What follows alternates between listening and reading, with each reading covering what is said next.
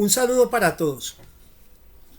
Hoy continuamos estudiando las civilizaciones de la antigüedad, las primeras civilizaciones.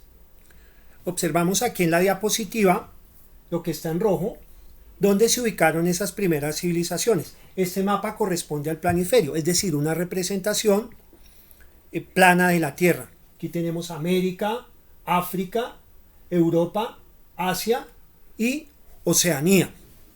La parte que está en rojo fue donde se desarrollaron esas primeras civilizaciones. ¿Cuáles fueron? Tenemos Egipto, Mesopotamia, que se desarrolló entre el río Tigris y el Éufrates, la China y la civilización de la India, que es la que vamos a estudiar en el día de hoy. La civilización de la India se ubicó en el continente asiático. Estaba bañada por dos ríos que se consideran también los ríos sagrados para los hindúes, que son el río Indo y el río Ganges. Esta parte que ven ustedes acá se conoce como la península del Indostán. La historia de la India, de la civilización india, se divide en 4 etapas. La primera etapa se denomina la civilización del Valle del Indo. La segunda etapa se denomina la etapa védica.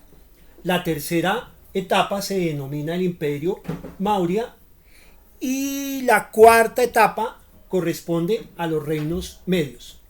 Esta civilización de la India comprendió un periodo que va del 4000 a.C. al 240 después de Cristo. Miremos el primer periodo o la primera etapa, que corresponde a la civilización del valle del río Indo. Esta civilización o estos primeros pueblos se desarrollaron alrededor del río Indo, que hoy en día corresponde al país de Pakistán. Allí se encontraron las ruinas de 2 ciudades, que fueron la ciudad de Mohenjo-Daro y la ciudad de Harappa. También se encontró un sistema de regadío, por lo cual los arqueólogos, las personas que encontraron estos restos, llegaron a la conclusión de que su principal actividad económica era la agricultura. Aquí vemos una imagen de esa ciudad antigua. Sus viviendas eran realizadas en ladrillo y tenían varias plantas, es decir, eran de varios pisos. Aquí observamos en esta imagen estos restos que se encontraron de estas 2 ciudades. La etapa védica, que sería la segunda etapa. ¿Por qué se llama védica? Se llama así en honor a sus libros sagrados, que eran los Vedas. Se caracterizó porque el brahmanismo y posteriormente el hinduismo se establecieron como religiones. Recordemos que la India es uno de los países actualmente donde más religiones hay. Inclusive hay un templo dedicado a adorar a las ratas.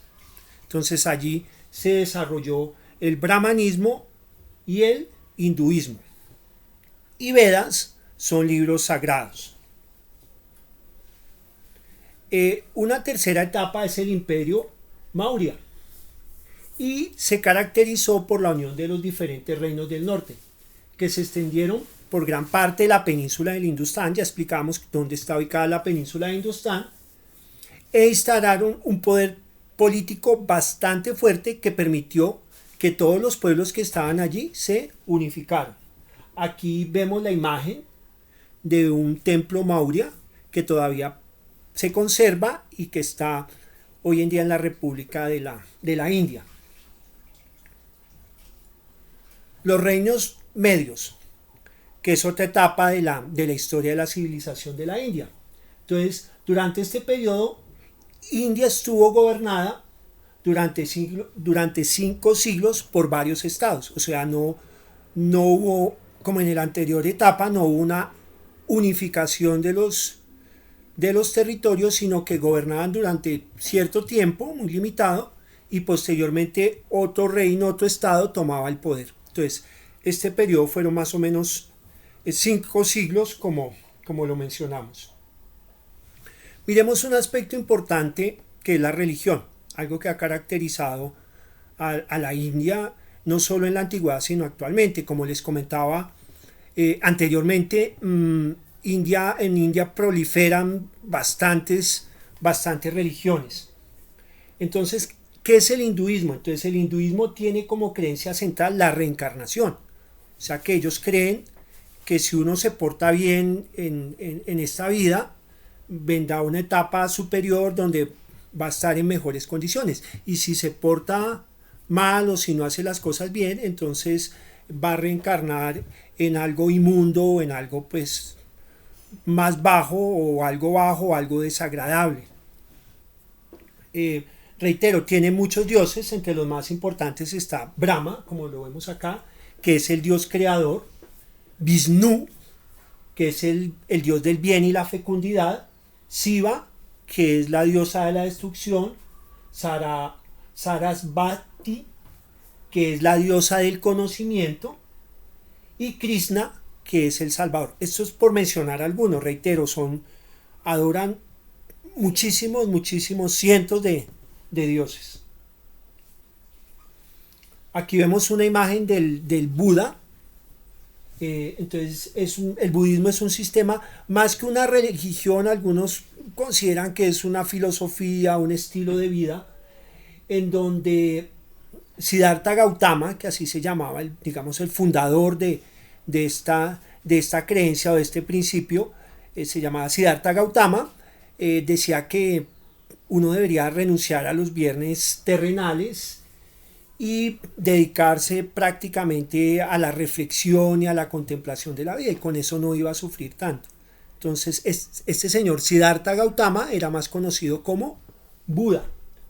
En la India hay muchas imágenes dedicadas a él, como la que observamos aquí en la diapositiva. La organización social. Entonces se desarrolló un sistema social de castas. ¿Qué era la casta? La casta era un grupo social cerrado. ¿Qué quiere decir esto? Que si una persona nacía dentro de ese grupo social, no podía tener o casarse con una persona de otro grupo social o de otra casta, sino que siempre debería permanecer en su casta. Y tampoco podía cambiarse de casta. En Colombia actualmente los Guayú, que es una comunidad indígena del norte de Colombia, una comunidad aborigen, ellos tienen también un sistema de castas. Entonces, podríamos definir la casta como un círculo social cerrado, un sistema social cerrado, porque no hay posibilidades de ascenso o de cambiarse de grupo social. Muy bien, en esa época existían 5 castas. Los brahmanes, que era la casta formada por sacerdotes y personas que tenían un conocimiento en la religión y la ciencia. Los kshatriyas era otra casta que estaba constituida por la nobleza guerrera, por los guerreros, y por la clase gobernante, por los dirigentes. Los vaishyas, que estaba integrado por comerciantes, artesanos, agricultores. Los sudras, que estaba conformado por sirvientes y esclavos. Y estaba la última casta, que eran los parias, que eran personas consideradas impuras y se les asignaba las tareas más indignas dentro de la civilización de la India o dentro del desarrollo social. Se dedicaban a hacer oficios que eran degradantes, no sé, limpiar calles, limpiar, bueno, oficios en general impuros, que consideran ellos como impuros, ¿no? La economía. Principalmente desarrollaron la agricultura, o sea, fue como su principal actividad económica. Cultivaron el algodón, el trigo, la cebada y el arroz. Desarrollaron también una fuerte actividad comercial, especialmente las ciudades que estaban alrededor o al borde del río Indo. se ubicaban los comerciantes, se ubicaban a lo largo de las calles, una hilera de carpas, o sea, carpas eran lugares donde ellos montaban lo que iban a vender, como hoy en día decir una feria artesanal, y utilizaban un sistema de pesos y medidas que les permitía ponerle precio a sus productos e intercambiarlos.